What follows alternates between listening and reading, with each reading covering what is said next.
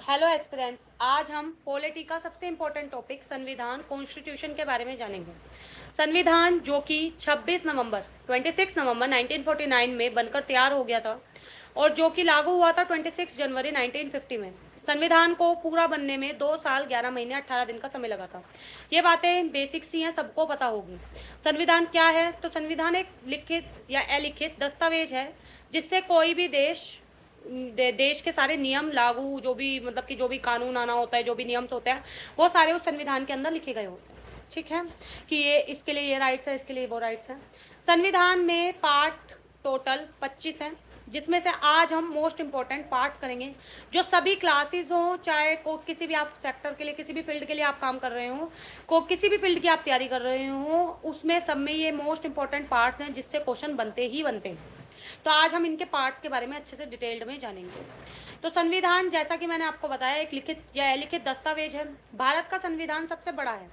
क्यों सबसे बड़ा है? तो हमारा जो संविधान है वो बहुत सारे देशों से लिया गया संविधान का। हमारा जब देश मतलब कि आज़ाद हुआ था तो बहुत टाइम बाद आज़ाद हुआ था।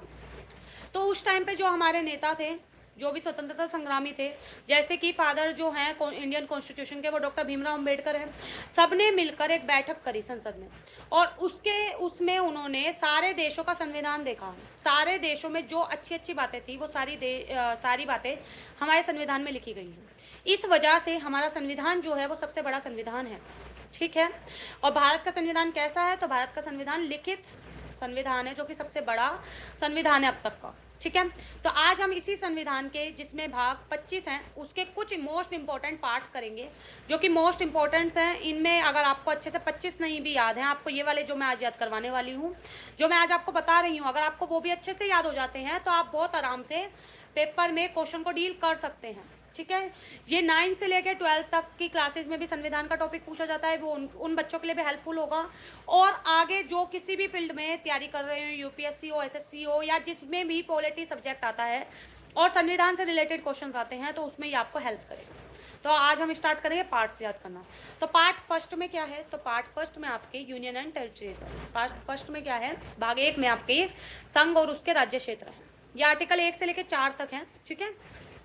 पार्ट सेकंड में क्या है? तो पार्ट सेकंड यानी कि भाग 2 में आपकी नागरिकता यानी कि सिटीजनशिप है। पार्ट 2 में क्या है? आपकी नागरिकता यानी कि सिटीजनशिप है।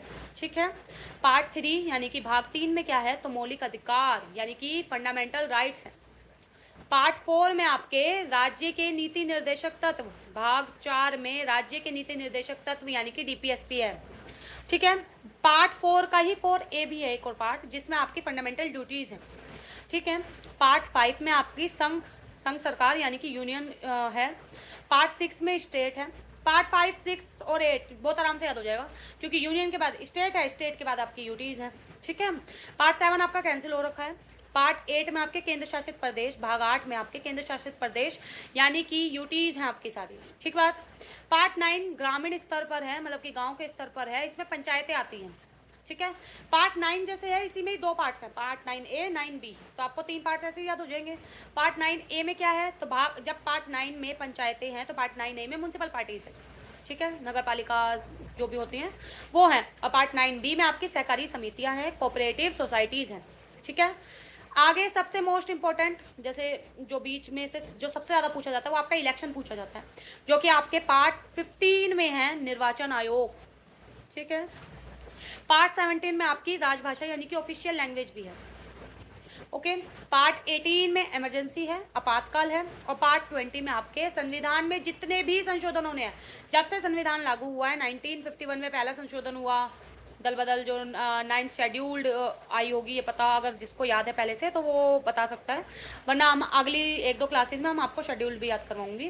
तो पार्ट जैसे कि आर्टिकल जो अमेंडमेंट 50, मतलब कि पहला जो अमेंडमेंट था 1951 में जो हुआ था, उसी के हिसाब से मतलब कि इसमें चेंजेस करे गए थे। तो अमेंडमेंट क्या है कि संविधान में जो भी गलतियां दिख रही है उसमें हम कुछ चेंजेस कर सकते हैं, संविधान संशोधन कहा जाता है इसे हिंदी में। ठीक है जी। तो ये मोस्ट इंपॉर्टेंट टॉपिक्स थे मोस्ट ज़्यादा इम्पोर्टेंट, मतलब कि बहुत ही ज़्यादा ये वाले पार्ट जो है वो मोस्ट रिपीटेड हैं। अगर आप किसी भी पेपर को उठा के देखेंगे और उसमें संविधान से रिलेटेड क्वेश्चन आ रहा है तो आप ये पाएंगे कि मोस्टली जो अगर पार्ट से रिलेटेड क्वेश्चन आ रहा है तो वो इसी से आ रहे हैं। ठीक है जी। वैसे तो पार्ट से रिलेटेड क्वेश्चन बहुत कम आते हैं, लेकिन कम आते हैं का मतलब ये नहीं है ना कि आप रिवाइज नहीं कर पाएंगे। आपको एक बार तो रिवाइज करना पड़ेगा, क्या पता किसी और के पेपर में नहीं आया तो आपके पेपर में आ जाए। ठीक है, लेकिन सबसे ज़्यादा जो क्वेश्चन आते हैं वो आर्टिकल से आते हैं। ठीक है, तो आज मैंने आपको ये बताया है कि पार्ट्स जो 25 हैं पूरे संविधान में, उसमें से मोस्ट इम्पॉर्टेंट पार्ट्स कौन से थे जिसको हमने याद भी करा धीरे धीरे। अब आपको अगर ऐसे ही याद हो जाता है तो बहुत ही बढ़िया बात है, क्योंकि देखिए संविधान हो या पूरी पॉलिटी के बारे में हो या और सब्जेक्टों के बारे में हो, सब्जेक्ट में याद करने के लिए बहुत सारी चीज़ें हैं। सब चीज़ों की मैं अगर स्टोरी बताऊँगी, आपको ट्रिक से याद कराऊँगी, तो भाई बहुत सारी ट्रिक्स याद होने के लिए हो जाएंगे, और हो सकता है आपको पेपर में ट्रिक्स ही ना याद आए। ऐसी भी पॉसिबिलिटी है कि पेपर में टाइम मैनेजमेंट और सब चीज़ों के चक्कर में आपको यही ना याद आए कि क्या ट्रिक बताई थी इसके लिए। तो कोशिश करें ऐसे ही याद हो जाए, और आराम से हो भी जाएगा। आप 3-4 बार इस वीडियो को सुनिए और 3-4 बार अपने आप रिपीट करिए, आप बहुत आराम से याद हो जाएगा। लेकिन उसमें अगर किसी बच्चे को ऐसा है कि नहीं हमें तो स्टोरी से ही याद करना है या हमें तो ट्रिक से ही याद करना है, तो एक स्टोरी सुनाती हूँ आपको, उससे भी बहुत आराम से याद हो जाएगी। तो ये स्टोरी है एक यूपीएससी के लड़के की, उसे यूपीएससी वाला प्यार नाम से एक स्टोरी बता रही हूँ मैं आपको। तो एक लड़का था जो कि यूपीएससी की तैयारी कर रहा था। उसने सबसे पहले क्या करा, यूनियन बनाई। पहले पूरी कहानी बता देती हूँ और फिर पार्ट्स भी बताती रहूँगी साथ साथ। उसने सबसे पहले क्या करा, यूनियन बनाई, यानी कि भाग 1 में, पार्ट 1 में क्या आ जाएगी आपकी यूनियन टेरिटरीज आ जाएगी। यूनियन बनाई यानी यूनियन टेरिटरीज याद हुआ। फिर उसने क्या करा, नागरिकता ली। उसने क्या करा कि अब यूनियन बना लिया है तो मेरे को नागरिकता यानी कि सिटीजनशिप भी चाहिए। तो आपके पार्ट 2 में क्या है, भाग 2 में क्या है, नागरिकता यानी कि सिटीजनशिप है। ठीक है जी। फिर उसने बोला भाई अब तो मेरे को फंडामेंटल, उसने प्यार में क्या मांगे, अपने फंडामेंटल राइट्स मांगे। प्यार में क्या मांगे, फंडामेंटल राइट्स मांगे। तो भाग 3 में आपके पार्ट 3 में फंडामेंटल राइट्स है। ठीक है। फिर उसने डीपीएसपी को वादे किए, कई सारे वादे किए कि नहीं मैं भी देश के लिए काम करूंगा, ये वो मतलब जो भी इलेक्शन में करूंगा। तो डीपीएसपी के लिए क्या करे, उसने वादे किए, यानी कि पार्ट 4 में आपका क्या आएगा, डीपीएसपी आएगा। ठीक है। फिर उसने क्या करा, जब उसको फंडामेंटल राइट्स भी मिल गए, डीपीएसपी के लिए भी वादे करे, तो उसने बोला अब मेरे को अधिकार मिल गए हैं तो मैं कर्तव्य भी निभाऊंगा अपना, मतलब कि फंडामेंटल ड्यूटीज भी निभाऊंगा। तो आपके पार्ट 4A में क्या है, फंडामेंटल ड्यूटीज है। ठीक है। फिर उसने क्या करा, अपनी पार्लियामेंट उसकी कहाँ आई, सेंटर में आई। उसकी पार्लियामेंट उसकी सेंटर में आई, यानी कि सेंटर में क्या होता है, संघ यानी कि यूनियन। तो पार्ट 5 में आपका क्या आएगा, यूनियन, संघ सरकार। ठीक है। स्टेट में क्या होती है, सरकार। स्टेट में क्या थी, सरकार थी। तो पार्ट 6 में आपकी क्या आएगी, स्टेट गवर्नमेंट आएगी। पार्ट 7 आपका कैंसिल ही हो चुका है। पार्ट 8 में वो अपनी गर्लफ्रेंड को, महबूबा को लेके घूमने गया। कहाँ घूमने गया, तो यूटीज में घूमने गया। कहाँ घूमने गया, यूटीज में घूमने गया। तो पार्ट आपके 8 में यूटीज हैं। ठीक है।